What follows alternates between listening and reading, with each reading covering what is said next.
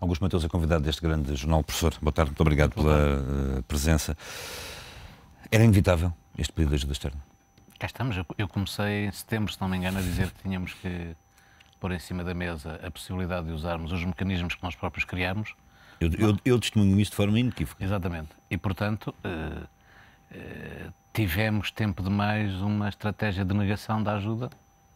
Denial, como se diz em inglês. Este denial fez mal a Portugal, no plano externo e interno, até porque ajudou a este ambiente que eu também tenho criticado, de um ambiente de crítica política exacerbada e, digamos, enfim, partidos primeiro que o país, dentro dos partidos, interesses individuais primeiro que os interesses dos partidos, enfim, uma coisa com as dificuldades que nós conhecemos.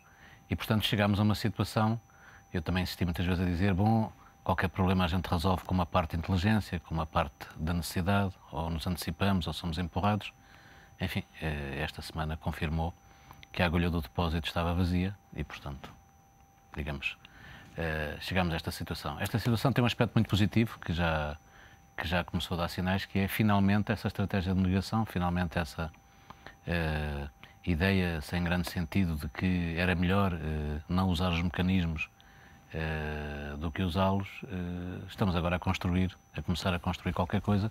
Isso obviamente vai exigir uma grande capacidade de negociação, vai exigir ideias claras, vai exigir um conhecimento significativo da dimensão dos nossos problemas, mas, digamos, não estamos, como também por falta de informação, por, digamos, alguma opacidade disto tudo, não estamos tão mal como eventualmente parte da população pensará. Nós não nos rendemos, limitamos a dizer estes mecanismos para que nós próprios contribuímos, nós temos cota no Fundo Monetário Internacional, pagamos a nossa parte de ajuda à Grécia e à Irlanda e, portanto, estamos numa situação em que vamos usar mecanismos que estão previstos e que servem exatamente para isto. Quando um país não tem condições para, no mercado, satisfazer as suas necessidades de financiamento externo, precisa de usar os mecanismos que criou coletivamente com outras nações e com outros Estados. O facto de termos demorado tempo demais a avançar para este pedido de ajuda externa diminui consideravelmente a capacidade de manobra de Portugal nas negociações que vão ser feitas agora junto da Comissão Europeia, do Banco Central Europeu, Sim, do FMI. Diminui no seguinte sentido. O rating da República foi cortado a primeira vez porque nós nos apresentámos depois de um ano de crise em que decidimos aumentar os salários da função pública e baixar o IVA. 2009. Porque havia eleições. Apresentámos com um orçamento que reduzia ligeiramente o déficit e mantinha as necessidades de financiamento externo próximas dos 16 mil milhões de euros ano. E, portanto, obviamente que analisado assim, a opinião sobre o que Portugal estava a fazer era negativa e o rating foi baixado. Depois, como você sabe, entre aquilo que é normal, as revisões anuais dos programas de estabilidade e crescimento, e aquilo que é normal, que é afinar essas revisões, começámos a pôr números à frente dos PECs, não é? E chegámos àquele drama que tivemos por alturas da aprovação do orçamento para 2011, aprova, não aprova, abstém, viabiliza, não havia, e, portanto, aí eu incluí-me naqueles que fizeram força para que era uma loucura, era insensato não ter orçamento, e, portanto, lá tivemos um orçamento em que, pela primeira vez, há algumas medidas. Mas esse orçamento conteve uma cosmética, digamos, de gestão de popularidade, que foi tentar apresentar medidas de austeridade com um cenário macroeconómico e que a economia portuguesa ia a crescer. Isto foi uma pequena armadilha em que o Governo se envolveu a si próprio, porque rapidamente a execução deste ano mostrou que Portugal iria entrar em recessão e que, portanto, que faltariam receitas e que eram medidas adicionais. A partir deste momento tudo se precipitou, porque aí já havia, digamos, uma situação em que Portugal já estava há demasiado tempo no mercado, semana a semana, a tentar encontrar financiamento externo. As últimas emissões foram basicamente subscritas por entidades residentes, para usar a terminologia que está a ser usada, ou seja, pelos bancos portugueses. Claro. E, portanto, chegaram ao limite também. Até porque nós temos que passar nos testes de stress. É muito importante a posição dos bancos na concessão de crédito às famílias e, sobretudo, às empresas. E, portanto, nós não podemos ir transmitindo as doenças a toda a economia. E, portanto, obviamente... E a própria diminuição do rating retirava a qualidade aos colaterais, não é? Portanto, os bancos estavam numa situação complicadíssima. A economia é uma coisa complexa. Quem sabe que é assim, não se atrapalha. Quem não sabe, vai descobrindo a complexidade passo a passo, não é? Acha que é simples e cada vez há mais complicação. E, portanto, era preciso tomar esta iniciativa. Silenciosamente, eu creio que o contributo do nosso Governador do Banco Central foi muitíssimo importante. O Governador do Banco Central Europeu explicou muito bem o tipo de sugestão que fez ao governo português e, portanto, o BCE o encorajamento, não é? E o Banco de Portugal, obviamente, chamaram sucessivamente a atenção e chamaram que havia um risco de agravar muitíssimo a situação de Portugal nesta estratégia de negação da necessidade de uma ajuda financeira. Mas aí não terá falhado o papel do Ministro das Finanças? Talvez, mas eu sou como sou e eu tenho pouca disponibilidade para discutir culpados. Tenho mais disponibilidade para encontrar heróis. Eu estou mais preocupado com quem vai ajudar Portugal a sair de onde está do que agora perder muito tempo em... Claro que toda a gente cometeu erros, uns mais do que outros. Os principais responsáveis são conhecidos, não são apenas o Governo. É o nosso funcionamento, funcionamento da nossa democracia, que pode ser perfeitamente melhorado. Espero bem que esta situação ajude os portugueses a unirem-se, a cerrar fileiras e também os portugueses que têm responsabilidades políticas e, portanto, vamos ser positivos e acho que é mais importante. Claro que se tudo tivesse sido ao contrário, era melhor, mas não foi. Vamos olhar para a frente, professor. As condições de vida dos portugueses a médio, no curto prazo, vão degradar-se mais? Ou não? Diga. Ou não? Não se vão necessariamente degradar. Qual é o problema que está aqui? Nós temos também, como repetidamente se tem apresentado, nós temos uma situação que tem talvez duas ideias-chave. A primeira, temos uma situação em que se foi acumulando a situação de despesa a mais. Nós fomos fazendo despesa a mais. O Estado, as famílias, fomos fazendo alguma dessa despesa a mais, má despesa, outra não. E fomos, obviamente, criando um problema de endividamento colossal. Portanto, nós temos agora que fazer despesa a menos. Isto é, temos que reequilibrar esta situação. Ao nível das famílias, nós temos uma parte substancialíssima da dívida que tem que ver com a função habitação. Portanto, alguma correção vai ter que ser feita aí, com alguma capacidade técnica, com alguma visão. É possível, digamos, encontrar aqui algumas soluções interessantes no médio prazo, porque muitos dos portugueses que compraram casa não querem ser proprietários, querem ter um serviço, digamos, que normalmente se paga por uma renda. Portanto, pode haver aí coisas interessantes a fazer. Até em termos da própria dinamização da atividade económica, e da própria relação com os bancos. O Estado português tem sensivelmente a mais um nível de despesa que corresponde, grosso modo, ao nosso Serviço Nacional de Saúde. Portanto, é obra.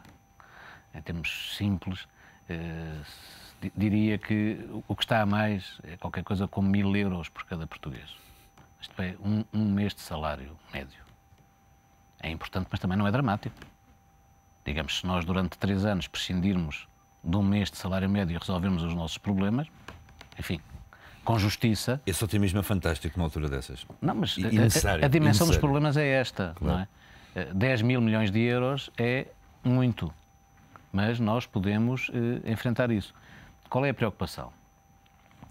Basicamente, nós temos que ser capazes de equilibrar os cortes na despesa, como eu tenho chamado a atenção, que são rendimento de portugueses, salários e pensões e prestações sociais, daquilo que são correções definitivas sobre má despesa, sobre Estado que não faz sentido nesta situação. Não faz sentido estruturalmente e não faz sentido conjunturalmente.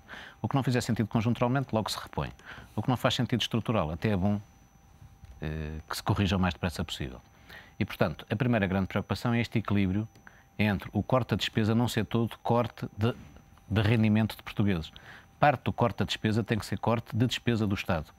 Tem que ser corte que signifique uma reestruturação do Estado e que até permita que o Estado possa crescer em coisas onde é absolutamente necessário que cresça, porque decresce noutras. Eu dou-lhe um exemplo.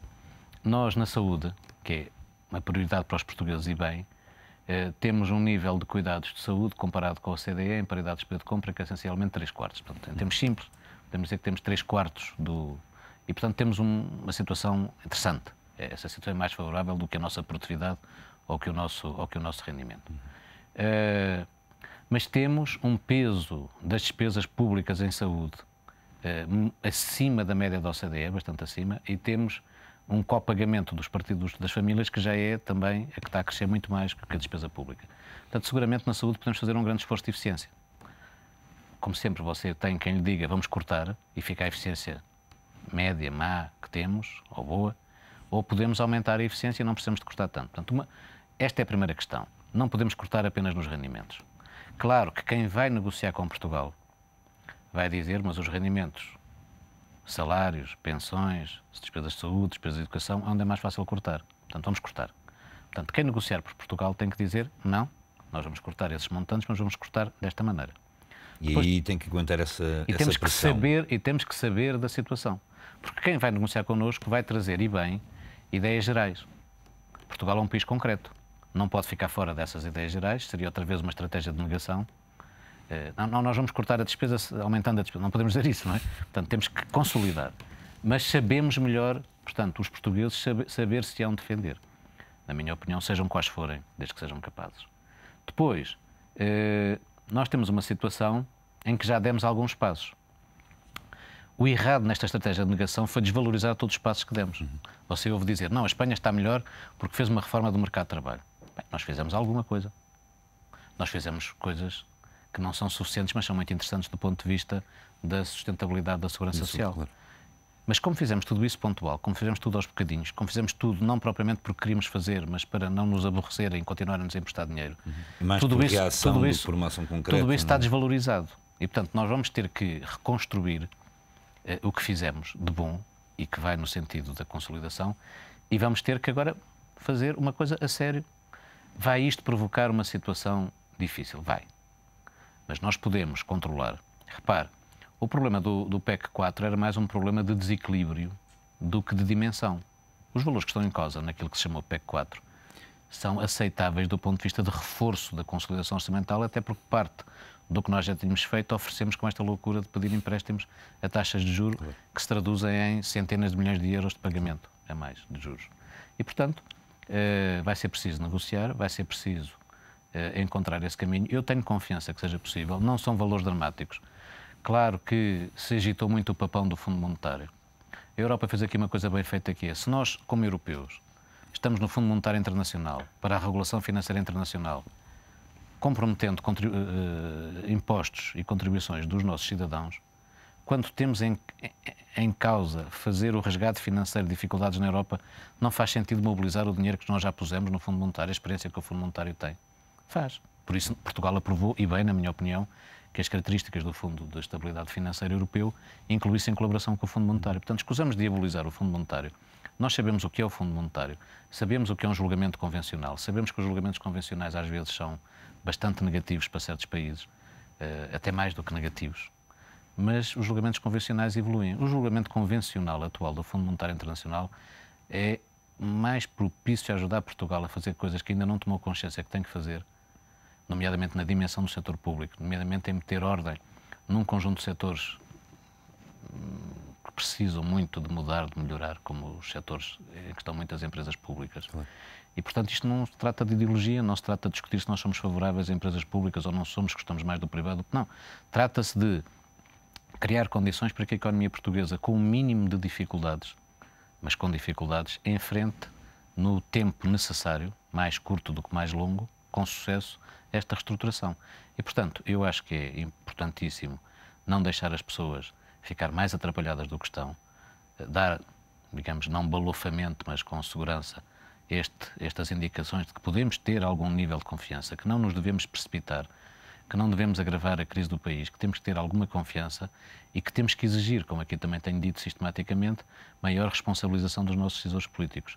A negociação é uma coisa muito importante, como lhe digo, entre receitas gerais e coisas concretas que se aplicam em Portugal, vai-se ganhar grande coisa. Portugal já fez uma parte do caminho, tem que valorizar a parte do caminho que fez.